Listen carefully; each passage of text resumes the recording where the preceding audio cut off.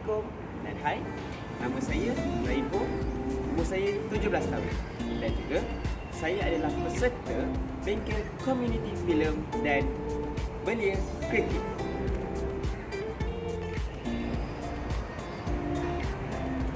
Saya juga pernah memenangi KNKB Award pelakon kanak-kanak viral terbaik pada tahun 2020.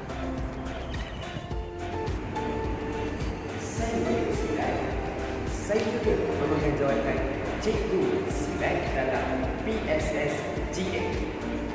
Kalau pada masa itu, saya ada sebagai mati.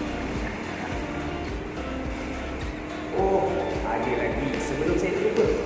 Saya boleh memanah, berkuda, semestinya saya boleh memanah sambil berkuda. Okay?